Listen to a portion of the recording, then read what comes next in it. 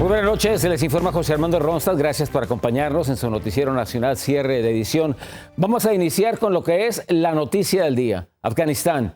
Afganistán que vive ahora días de agonía. Miles de personas inundaron el aeropuerto para tratar de escapar después de la llegada de las milicias talibanas que se apoderaron de la capital de Kabul.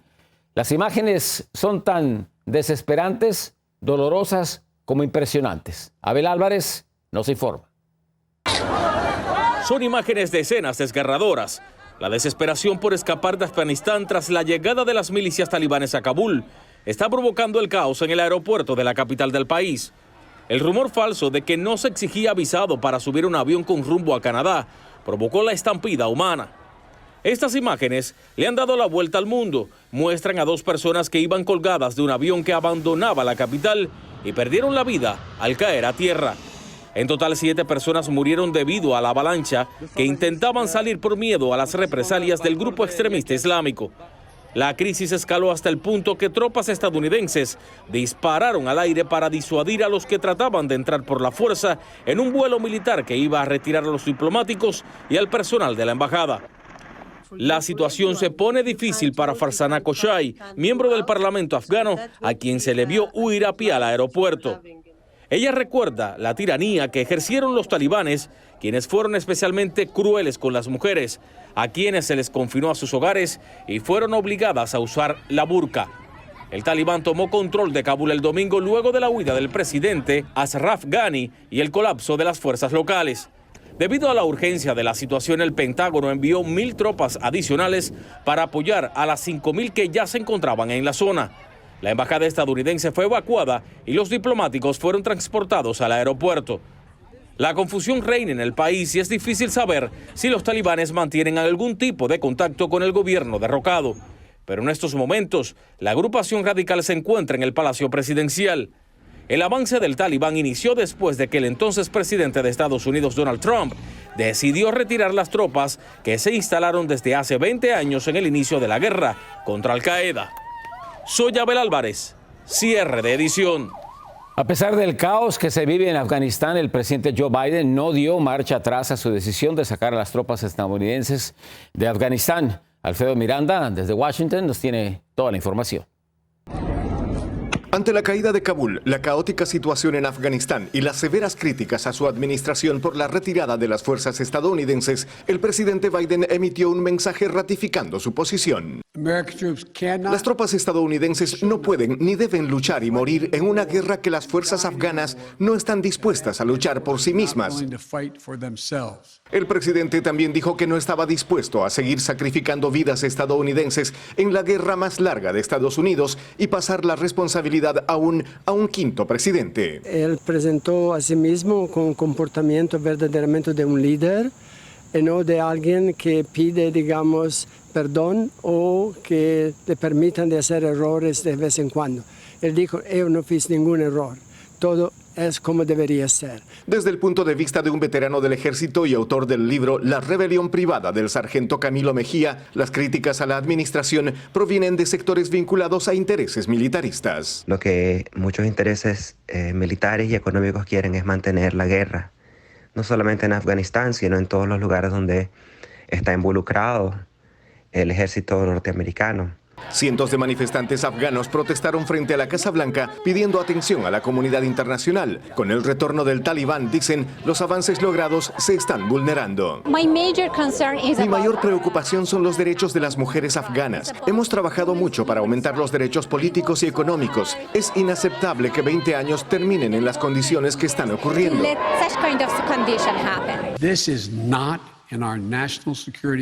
El presidente Biden dijo que Afganistán no está en el interés de la seguridad nacional de Estados Unidos. No es así. ¿De dónde empezó el planeamiento de los eventos del 11 de septiembre de 2001? Pronto serán 20 años. Empezó ahí. ¿A dónde se formó Osama Bin Laden? En Afganistán. A decir de expertos, el presidente también ignoró la importancia geopolítica que representa Afganistán y los intereses de otras potencias por llenar el vacío que deja Estados Unidos. Rusia ya ha expresado un gran interés de reconocer el gobierno, apoyarlo, enviar ayuda y militares. China también. ¿Por qué? Porque, por ejemplo, China tiene interés en minas de metales raros que tienen en Afganistán. Desde Washington, Alfredo Miranda, cierre de edición. Ya está con nosotros nuestro analista político Hernán Molina para entender un poco más esta caótica situación en Afganistán. Muy bien, Hernán, gracias y bienvenido una vez más. Gracias por estar con nosotros. Empecemos con la declaración del presidente Joe Biden, que no dio marcha atrás y lo dijo tal como debe de ser. Bueno, obviamente él había estado en contra de mandar más tropas, había estado en contra de esta presencia larga, lo hace al principio de su presidencia, sabe que va a haber un costo político y yo creo que fue una decisión que tenía que tomarse tarde o temprano porque cuántos más años, como dijo el presidente, cuántos más años íbamos a estar si las tropas afganas no están dispuestas a pelear por su país, ¿por qué seguir mandando a americanos a morir por ellos? Hernán, la crítica ha sido muy dura, de que esto estuvo muy mal organizado, muy mal planeado, que lo que decían de que iba a caer en 9 meses, en realidad sorprendió, que no tenían, por supuesto, ahora las conexiones de inteligencia. ¿A quién culpamos de esta salida o este tipo de salida no tiene en realidad una salida favorable? Bueno, yo creo que no iba a haber una salida favorable. Todos sabíamos que el talibán eventualmente iba a estar a manos del poder, iba a tener el poder en las manos como lo tuvieron los comunistas cuando cayó Saigón en Vietnam. Entonces esto ya se sabía que iba a pasar. El tema es que acá obviamente hubo una falla de inteligencia, pero otra cosa que dijo el presidente y creo que está acertado fue que los mismos afganos, los mismos líderes abandonaron sin casi pelear contra los talibanes. Entonces hay que preguntarse, ¿podemos seguir invirtiendo? E invertimos casi $1 trillón y más de 89 mil millones de dólares en desarrollar las Fuerzas Armadas de Afganistán. Y estos son los resultados que hemos tenido. Si ellos no tienen el coraje de defender a su patria, ¿por qué mandar a los americanos a morir por ellos? Bueno, también los líderes políticos salieron escapándose, ¿no? Exactamente. Y eso es una demostración de cuánto estaban dispuestos a pelear por su propio país, ¿no? Y para los militares, ¿no? Que ahora muchos de ellos los hemos escuchado a través del día, muchos de ellos dicen, bueno, ¿de qué valió el perder a tantas vidas, el que yo perdiera a tantos compañeros? Bueno, es que esta fue una misión que hay que recordar que empezó para destruir el potencial de crear terrorismo y terroristas en Afganistán. Y eso lo logramos al principio. Había inteligencia que era encontrada, pero bueno, poniendo eso de un lado. Después la administración Bush se dedicó a crear un país, una república intentaron. Querían crear una democracia al mejor estilo de Occidente. Y eso terminó siendo casi 20 años que hemos estado ahí. Fue una misión equivocada y ahí acá alguien tenía que cortarlo y el presidente dijo, yo tomo el costo político y lo asumo y aquí estamos. Muy bien, Hernán. Y brevemente, el último punto. Los aliados, los traductores, las personas que estuvieron ayudando al gobierno, ¿los van a dejar abandonados o los van a rescatar? Dicen que no, pero yo creo que eso es una de las grandes falencias de esta respuesta, de esta mala organización de esta salida de Afganistán. Muy bien, gracias Hernán Molina, nuestro analista político. Muy buenas noches, Hernán. Muchísimas gracias. Muy bien, vamos a otra información. La Corte Suprema de Texas ahora le da la razón al gobernador Greg Abbott, quien había bloqueado los mandatos de portar mascarillas en 2 condados. A partir de este lunes no será obligatorio el uso de cubrebocas en los distritos escolares ni oficinas del gobierno en los condados de Dallas y Bexar. Abbott había firmado previamente una orden ejecutiva que prohibía exigir el uso de mascarillas. Y cuidado, si usted o alguien que conozca utilizan una tarjeta falsa de vacunación, podrían ser acusados de delitos. El FBI y otras agencias federales podrían investigarlo y usted podría pasar años en prisión. Vamos a Nueva York. Ángela González con lo último. Surge of counterfeit COVID cards. El senador demócrata por Nueva York, Chuck Schumer, hizo un llamado para que el gobierno federal tome medidas energéticas contra las tarjetas de vacunación falsas y junto con el FBI y otras agencias se lance una campaña para que quienes usen las tarjetas de vacunación falsas sean multados y enviados a prisión hasta por 5 años. Bueno, lamentablemente la gente la está utilizando para beneficio propio y para otras cosas más. Yo trabajo en un hospital y he observado cómo las usan. Sí, algunas cosas en las oficinas, por ejemplo, las han facilitado a otras personas en blanco. Y es que entre más crecen las restricciones para los no inoculados, más desean la tarjeta de vacunación, pero sin pasar por la inyección. Es por eso que la venta descarada de estos certificados online, la falta de ética en algunos laboratorios y centros médicos locales, los envíos de tarjetas falsificadas especialmente desde China y repetidos robos de los cartones en blanco de los CDCs tienen a funcionarios y residentes muy preocupados. Pues es una preocupación que el pueblo tiene que mortificarse por eso, porque entonces no se va a saber cuáles son los que están vacunados y cuáles son los que no están vacunados, para podernos ligar. Porque entonces esa gente falsifican la tarjeta y van a pegar COVID a todo el mundo. En Nueva York, a partir de este lunes, restaurantes, gimnasios y centros de entretenimiento comenzaron a pedir la tarjeta de vacunación para poder permitir la entrada a espacios bajo techo, y quienes incumplan podrían recibir una multa inicial de $1,000. Y aunque a partir de hoy entra en efecto, solamente hasta el 13 de septiembre será supervisada con rigor la medida que impide que las personas no vacunadas entren en algunos espacios al interior. Desde Nueva York, Ángela González, Noticiero Cierre de Edición. En otra información, las últimas horas han sido sangrientas en Nueva York, en Filadelfia y también en Chicago. Precisamente lo peor ocurrió en la ciudad de Chicago, donde al menos 52 personas fueron víctimas de disparos. 9 de ellos perdieron la vida. Una niña de tan solo 7 años fue una de las fallecidas al ser alcanzada por una bala que alguien disparó contra un vehículo estacionado en el noroeste de la ciudad. Una breve pausa y regresamos con más a Cierre de Edición.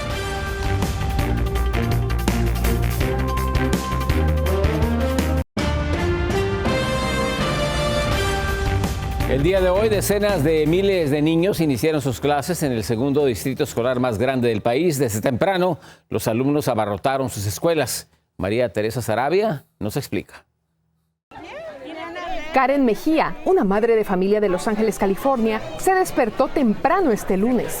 Este día iniciaron las clases físicas y todos estaban a la expectativa de cómo sería el reinicio a clases en medio del avance de la pandemia del COVID-19, especialmente porque los niños aún no pueden vacunarse.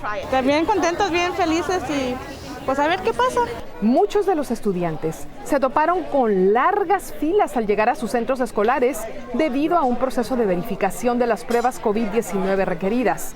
A diferencia de otros estados, el segundo distrito escolar más grande del país se había preparado para el regreso a clases. Aquí es obligatorio para estudiantes y maestros el uso de máscaras en todo momento, practicar el distanciamiento social y someterse a pruebas semanales independientemente del estado de vacunación. También los salones de clase y los autobuses escolares fueron desinfectados. To kind of give us the necessary tools that we can put this in place and clean and extra help to do the disinfecting, the bus drivers, all the things that we had to do. It wouldn't have happened without their support. Pues contenta y pues satisfecha de la misma vez que las escuelas están tomando las precauciones que uno debe de estar tomando también. Alrededor de 465,000 estudiantes, desde jardín de infantes hasta el 12º grado, desafían las circunstancias de la variante Delta, altamente infecciosa que ha disparado los casos en el condado de Los Ángeles, donde las hospitalizaciones aumentaron en las últimas semanas, provocando el nerviosismo en muchos padres. María Teresa Sarabia, Cierre de Edición. En buenas noticias, a millones de familias pobres serán beneficiadas por un aumento en los cupones para alimentos. La administración del presidente Joe Biden anunció que aumentará permanentemente los beneficios de cupones en un 2%. Este es el mayor incremento aprobado en la historia del programa. Los beneficiarios serán las familias más necesitadas en momentos en que se elevan los precios en la mayoría de los productos. Gracias por continuar con nosotros. Regresamos con más información a Cierre de Edición.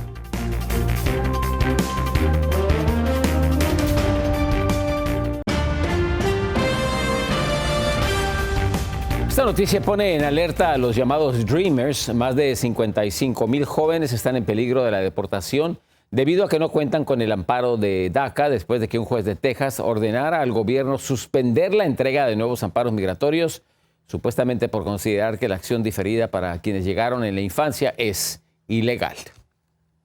Y el presidente Joe Biden cumple su promesa de expulsar a los migrantes que piden asilo. Al menos esas son las acusaciones. Están siendo expulsados por vía aérea, transportando muchos de ellos a lugares peligrosos en la frontera de Guatemala. Ahí se encuentra José Flores con algunos dolorosos testimonios. Pues es un orgullo estar aquí en el país.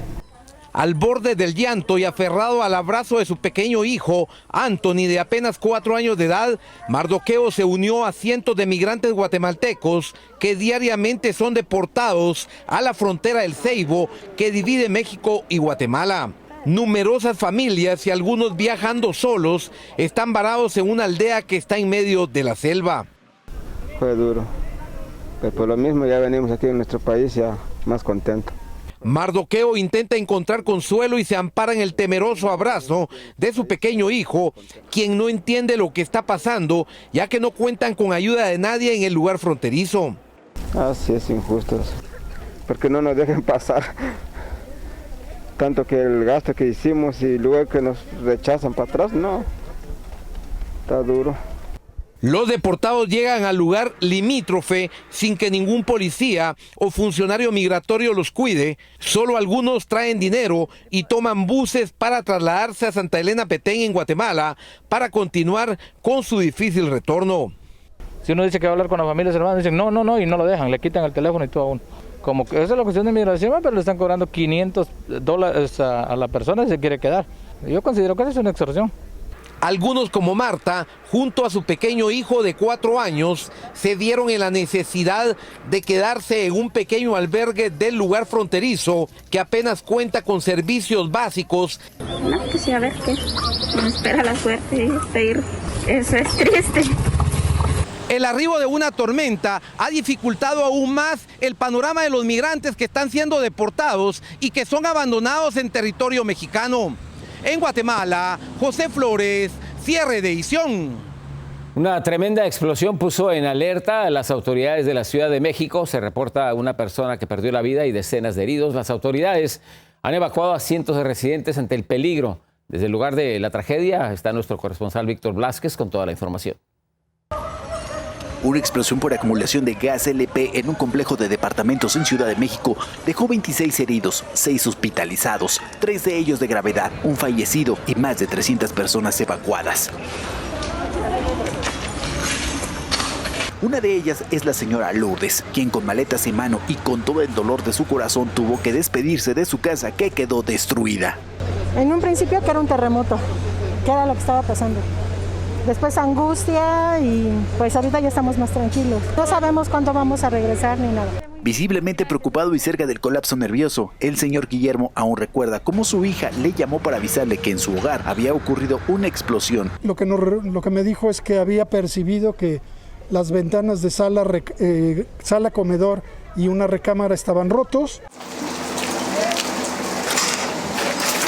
Aunque la zona ya se encuentra bajo control, aún hay familias como la de Clara que desconocen la magnitud del desastre ocurrido en sus casas. Incluso no saben hasta cuándo podrán regresar a habitarla. Solo nos dicen que podemos pasar de a uno a agarrar lo indispensable y en mi caso explotó la puerta de mi casa, así que está todo abierto, entonces no sé. Mientras en las calles vecinos como Doña Olivia piden no dejar en el desamparo a estas familias, y es que el número de víctimas podría aumentar en las próximas horas por la gravedad de algunos heridos. Ojalá y las autoridades se sensibilicen un poco para que los ayuden, ¿no? Ahora las 60 familias que vivían en este inmueble pasarán la noche con un familiar o en un hotel, porque de las autoridades aún no les han dicho cuál será el estado del inmueble en el futuro. En Ciudad de México, Víctor Blázquez, cierre de edición. Continuamos con más información de la República Mexicana. Los médicos de Vicente Fernández dieron hoy una actualización sobre su condición médica. Que el día de ayer se le realizó una traqueostomía, que es una colocación de un dispositivo en la tráquea, una cirugía que se realizó en forma oportuna y sin incidentes. De acuerdo a los médicos, ya no se encuentra Vicente Fernández sedado, está despierto, consciente, obedece a comandos y también interactúa con su familia. Además, su corazón y pulmones están en condición estable y sin ninguna complicación. Mientras tanto, en Haití continúan aumentando el número de las víctimas del terremoto de 7.0 grados que golpeó a la isla. Los muertos siguen aumentando, ya suman más de 1.400. Los heridos superan a los 5.000. Mientras tanto, otras 30.000 personas han sido desplazadas debido a que el sismo destruyó unas 13.000 viviendas y dañó a otro número similar. Los haitianos continúan llamando a la comunidad internacional, exigiendo y pidiendo ayuda urgente. Una breve pausa y regresamos a Cierre de Edición.